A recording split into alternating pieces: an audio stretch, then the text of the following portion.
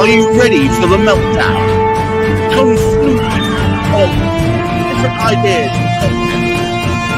Hopefully, let's start your sales journey. What do you think? Do you like that? Give you a head start in your sales journey. It's hard to hear over the thing. I think you need to come closer to the mic during that, and also a bit more voice of God, if you could. The voice of God. All right. Darth Vader. All right, guys, welcome. Bienvenue. Welcome once again to our newly rebranded Sales Meltdown, where David Treacle-Chernick and myself, Gareth, of the Many Hats, will be talking to you about common issues that are within sales. And today is no different. Today's topic is all about what is the perfect proposal layout. I can't even say it. The PPL, the perfect proposal layout. People don't spend very much time on proposals, or when they do, they spend too much time but do it wrong. Well, that's a broad brush statement there. They all do it wrong? Well, it's kind of the same all as all presentations are bad.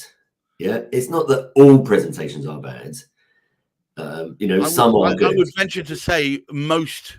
There you go, the vast majority. Okay, so, and I think it's very similar with proposals. That's not to say that some of those bad proposals don't win, in the same way that bad presentations don't not get what you're after all the time, which sort of begs the question, well, what else could make a proposal good? What is it? What are the signs that proposal is good? And ultimately, it's that they win deals, right? That's all they're there for. Well, yeah, I think it's usually there's too much emphasis that the proposal is going to be the thing that sews everything up. I think, in my mind, that by the time you send a proposal, they should already be in the right position. They all should already be thinking positively, and all this does is to cap it, is to say, well, you've thought of all this before, but here it is laid out in black and white, ready, so that you can be reassured that there shouldn't be a surprise in there. I think if your proposal changes people's minds, then you've not done the good work beforehand. There shouldn't be any mind. Okay, yeah, that is certainly a point. There are a lot of different types of proposals in people's minds. I mean, they are all one thing. They're a document, right, that has written down all of the sales process really to date. A confirmation in writing that you understand the brief, that you know what the problem is, that you've written down word for word after they told you what it was, all that kind of jazz, right? On top of that, it's saying, so that's the first bit. That's the bit that says, I understand what the hell it is you want, or what you're after. The second bit, where you say, and this is what we're going to do, and this is towards to gain this result, and perhaps even over this time period. What worries me is sometimes I've seen this myself. They send you a proposal.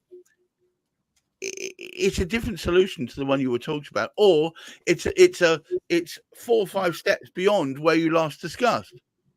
So it just looks different to what you were expecting it to be. And I've specifically talked here about not the perfect proposal, but the perfect proposal layout. How is it gonna look? Yeah, how is it gonna be laid out? And really, we've sort of just about touched on it. Proposals is a whole area where if people improved their competencies in the various parts of it, they would do a whole lot better. But yet there are different stages during the sale where people will ask for or be willing to see a proposal. And of course, the content will vary depending on where you are at that point.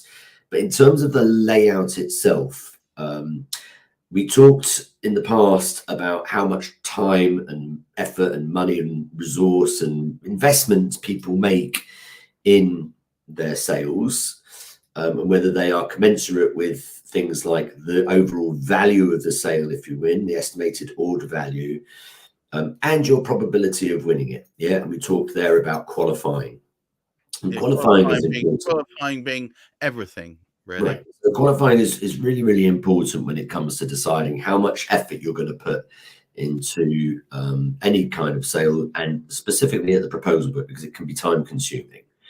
But I think people need to understand that they need to be dedicating some time to this, some effort. Right. Because you want to end up with a document that encapsulates the conversation so far, that leads to a potential agreement, that might preempt objections, and that includes some of the details of what you're selling. It's a contract. Ultimately, it's the beginning of the contract. And if we start seeing it as the beginning of our contractual relationship, that, if they saw that proposal, they should be able to just sign it. And there you go. That's right. I agree. Do it. Yeah. Give me it. Whatever it is that's written in there. But it should not be telling anything they haven't already been privy to. And there should be no surprise in it. Well, yeah. I mean, you know how I feel, and people that watch this know that should I find like a very triggering kind of word. But I mean, there are many instances, especially with big tenders, where you will be given limited information and you have to conjure that into a proposal. I mean, that is part proposal and part free consultancy. Yeah, we've got. Yeah, well, I always find that deeply suspect. But yeah, I know, but it's part and parcel if you want to be doing major sales quite often. Big corporate enterprise, multi-million-dollar, or less $100,000 deals. Am I right in thinking that by the time you hit a proposal, you probably have had 5, 6, 7, 8, 9, 10 interactions with them, often meetings, sometimes telephone calls, maybe discussions with teams. Could have done for the type of stuff that you've been selling. There are different things that get sold. That will follow perhaps a slightly different path, that might, involve fewer meetings. In a formal tender process, you're quite often locked out of having conversations once the tender has been announced, which does mean that, you're always going to be kicking yourself. Oh, why didn't we go in there earlier and have a conversation when we could, and blah, blah, blah, blah. But, it is what it is. And a lot of people find themselves writing proposals at that point. But I want to give some tips as to the layout. I just want to spell out why the layout is so important in a proposal. All right. So, of course, the layout needs to be able to incorporate all of the content that we need to get across. And we've talked before about no fluff, just spell it out what the content is. The content being all of the questions, answers to all the questions that they have asked, plus in an order, right? And the order beginning obviously with some sort of summary, a prologue, an executive summary, some people call it, that encapsulates everything, including the price and everything. And this is where you're regurgitating what they originally said to you in the first place, isn't it? Oh, yeah, well, it's correct. Now, the rest of the proposal, if you can lay it out in the order of the sales process, which will always begin with an acknowledgement, as I say, written word for word if possible, but an acknowledgement of the issues that they face, their environment, what is causing them to be having all of these sleepless nights. An acknowledgement also written down of what they perceive to be the overriding problems that are stopping them getting to where they want to be, or if they are more goal oriented for this particular proposal, what their aspirations are, what they're really trying to achieve, and why it's so important to them. Then an outline of, as they described, the ideal solution, using their language. What specifically do they want? Followed by, the value. You could say pricing, but I would say pricing is not really value. The value is really what having this solution will do for them. Once you've done that, in your sort of opening gambit, and got them nodding as they're recounting all of those conversations and stuff that they've written down in their invitation to tender, and they're hearing their words back. Wow, these people have got it. That's true, and they really understand me. They'll be then much more open to reading the rest of it. Well, The rest of it, if they recognize their own words and they recognize the truth that they were after there, that as stated the way in which they stated it, they're far more likely to go with whatever your next. correct. Which, as you pointed out, should be no surprise. Yeah, because really the solution. I think that's the biggest problem you find with these things is that people can almost use it as a way of holding people to ransom almost. Yeah, correct. And that's the opposite of what we want to. Yeah, absolutely. Okay, so and then you are basically going through a tick list.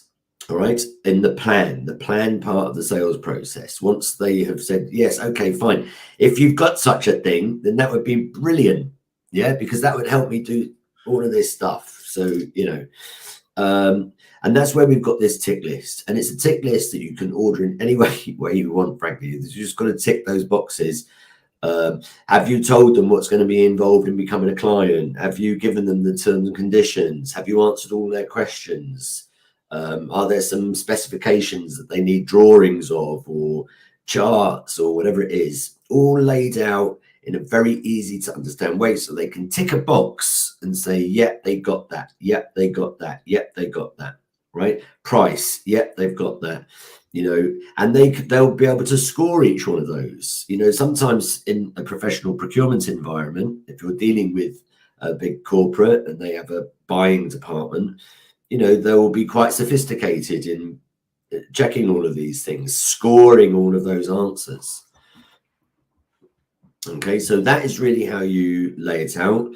Plus, I would always encourage people in the sort of with the ethos of looking at this as the beginning of your contract, to think, is there a place on the back page where I can sign? I mean, not necessarily physically, although I've seen it done and I've done it myself, put a sign here to continue. But is it the natural thing when they get to the back page and they've done all their analysis and they've checked it's got it, for them to be going, right, okay, let's go, let's do it. Yeah, so perhaps a little bit of an instruction at the back as to how they will become a client moving forward from there. Next steps, we'll send you you send us a purchase order number. Right. Next step, you send us a document to sign, or sign the, whatever it might be. Yeah. So I'm just in the process of hopefully, if you're out there, James, hopefully, signing a new client, and the process I go through is I send them over a breakdown of what we discussed as they said it. I say, this is our proposal. This is how much it's going to cost. Click this link to acknowledge that you want to take it to the next step. That's right. So invoicing systems now have really helped a lot with that. It gives you the green button to proceed. It gives you a button usually to ask any clarification questions, and usually a button to decline. But so that makes it easier. And knowing that these systems exist should prompt you to review how you're submitting your proposals, the content of them. Right. So that is the sort of the overall structure. Other elements that are appropriate to think about in layout, I think, are how they presented, the look and the feel. If you present to somebody a document that looks like, I don't know, a water bill to somebody in a creative industry, that might not chime so well. If you send somebody a beautiful document that's all bound and thick and loads of detail in there to somebody who works perhaps in a more trades environment, then again, it's not necessarily going to fit. So we want to try and use that document not for our branding purposes, although branding, people will say, was always important. Branding is really about building awareness, right? We're already through the door. We don't need to spatter this document with tons and tons of treacle stuff, bright yellow, black, goth stuff, right? That's not an appropriate place for it. I want it to feel like the sort of document that they themselves own. So whenever I'm starting to create one of these documents, whether it's an online document or something I'm going to print and bind and deliver, I'm straight onto their website. I want to look at their look and feel. I want to see what sorts of fonts they're using. I want to be able to understand the way it's presented. In the old days, I used to look at physical documents. I'd send off their annual reports so I could see how they are presenting themselves. Bearing in mind that people that work in companies where they have a brand, you know, where they have a website, where they have lots of their own content, they're going to be submersed in this thing, right? So any document that they receive that looks and feels like it is going to make it way easier for them to relate to. Yeah, they will remove a lot of barriers. You know, I never forget years ago turning up to a sales meeting for, it was a mobile phone, one of the big mobile phone companies. And, you know, we all went all suited and booted and they were all in their smart casual. You know, they told us, you know, it felt like there's a culture clash between the companies. It felt like, can we really do business with them? Not because specifically, well, they're all wearing suits and we're all in smart casual, but I don't know, it just sets off a little bit of a vibe. We want to try and make connecting with people far easier. And, you know, connecting with people is obviously my core competence. Just before we wrap up, we've had a comment, not about what we're talking about, funny enough, but I just want to address it. Spencer, thank you for your message. There should be subtitles already, closed captioning already happening. If it's not, thank you for informing me. I'll make sure it is. On pretty much all the others, there have been there. We do want to look after our accessibility requirement audience. Anybody who's requiring accessibility, we do want to take care of you as well. But David, would you like to summarize our position on today's topic? Yeah, the proposal is not just a throwaway document. You know, invest some time, effort, you know, put some of yourself into it. If it's worth winning, do it properly. Okay, so invest in the time. Structure it in the same way that you would structure it as the sales methodology itself. Yeah, the sales conversation. Structure it in that way. Don't launch into, here's how wonderful we are, background to our company, here's an about us, here's who we are, here are wonderful, here's the team, you know, here's our prowess, our awards and all of that. Don't start it with that. That's for the appendix. Yeah, that's for a tick box. If they've asked, please, can you tell us about your credentials that mean you're qualified to deliver this stuff? Yeah, right. That's where you put that. You're going to be leading, even titling your proposal with the things that came out of their mouth related to the problem they're trying to solve. Okay, so structure it. And the second point, we didn't speak as much about it, but is to make the appearance, look and feel something that they are used to. Yeah, perhaps use their branding, use their type of words, use their language, their sorts of images. Yeah, because then it would be much easier for them to be able to accommodate. And the final part is know that this is the beginnings of a contract and treat it as such so that they know where to go next. Proceed with the purchase. Wow. I think if you don't find that useful, then I suggest you rewind it. You can watch this back on catch up later on. If subtitles didn't appear now, they will appear later. Also, this goes out onto my YouTube channel. We are going to put together a specific sales meltdown channel, and I'm going to put all the old ones up there, all of which should have subtitles on. So for those of you who can't understand necessarily because they have accessibility requirements, please watch it there. Until next week, thank you very much, David, for giving us pearls of wisdom there. Please do check in for the next sensational session of Sales Meltdown. We got the S's going there. Until then, keep your feet on the ground, keep reaching for the stars, and let's make some wonderful sales. Take care all. Bye-bye now. Ciao, ciao.